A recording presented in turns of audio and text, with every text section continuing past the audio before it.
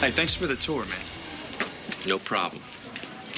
You know, it's just really nice to see somebody care about the patients as opposed to just worrying about how to get rich off them. You know, this valve is going to save a lot of lives.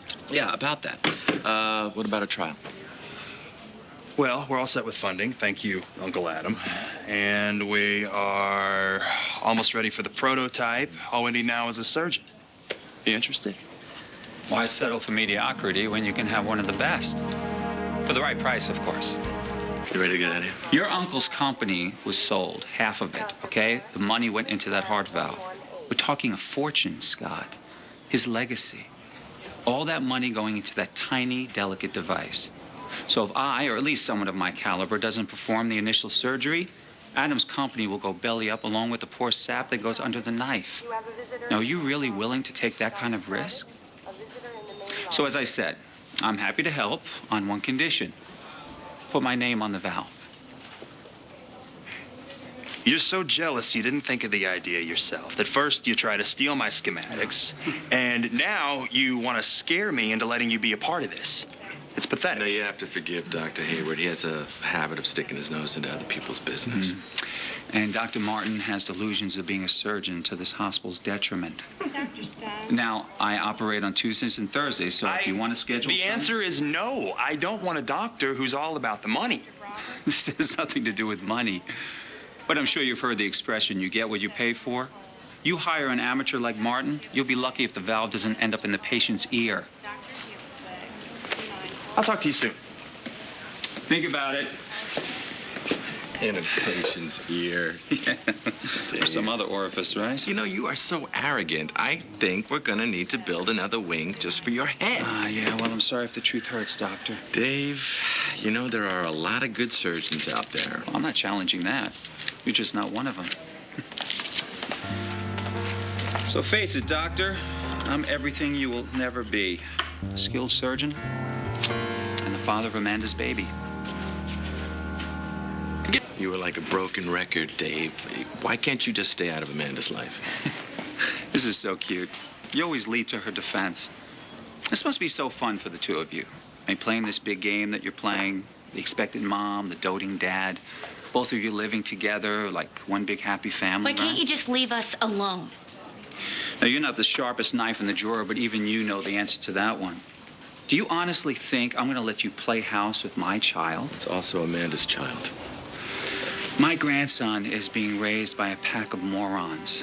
So I will do everything I have to make sure that this child doesn't suffer the same fate.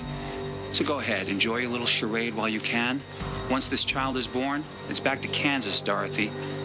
I'll have my child, and you'll have nothing. What are we gonna do? David is not gonna stop until he gets this baby. Take it easy. The devil wants my baby, and you want me to take it easy. I don't think that getting upset is going to help you or the child. Okay? Stop! You're not the father.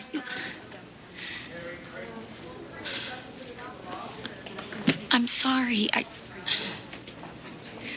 But David has a point. We can't keep going on pretending to be some normal couple. We're not.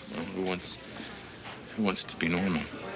I got knocked up and sucked you into my nightmare. It's completely unfair. Well, I told you that I don't ever put myself where I don't want to be. You don't deserve to fight my battles with David. It's only gonna get worse. He lost little A. Crystal can't have any more babies, and you don't deserve this. Just ditch me and go back to your life. No. No, I like being with you. It was such a huge mistake. Us getting so close, it only makes it that much harder. At least for me.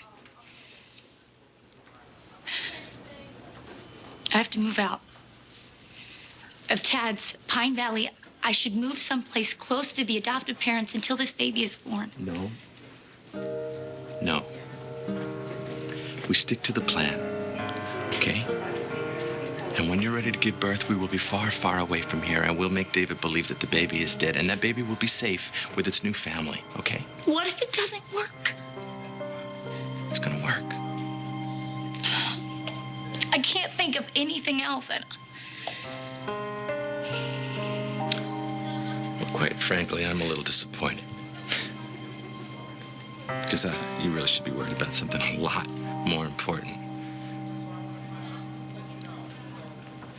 Lunch. How about a little lunch? Lobster roll, we got mango papaya, cinnamon crepes, and surf and turf. I don't know. No, I think I'm just gonna order one of each one of those. What happened to eating more salad? Well, I'm supporting the team here. By stuffing your face. Well, what are you gonna order? I know what you're gonna order. You're gonna have a bacon cheeseburger, double bacon, extra pickles. You got a little mayonnaise on there. And then what's gonna happen? You're gonna get an upset tummy. You're gonna get insomnia. You're gonna be up all night. You're gonna watch 3 movies in a row, and they're gonna have lines in it like, I didn't know it was so thick. How could I have known? I'm not gonna miss that. I want to be there for that. Wow. Indigestion and insomnia in front of a sad movie marathon. That's your idea of a good time. Yes. Oh, and I also need some of those cocoa bites and those cheesy puffs and some of those beef nibs. You are insane and incredibly sweet. You know, I don't know many guys that would give up a good night's sleep for antacids in a sad movie. At least not the ones I've met. How'd I get so lucky? I'm the lucky one. You just consumed more calories than most people do in a week. Well, I'll tell you what we can do. We will do a little aerobics. We'll double time the aerobics when we get home. What do you say? Actually, I like saying that. Excuse me. There you go. We and home in the same sentence.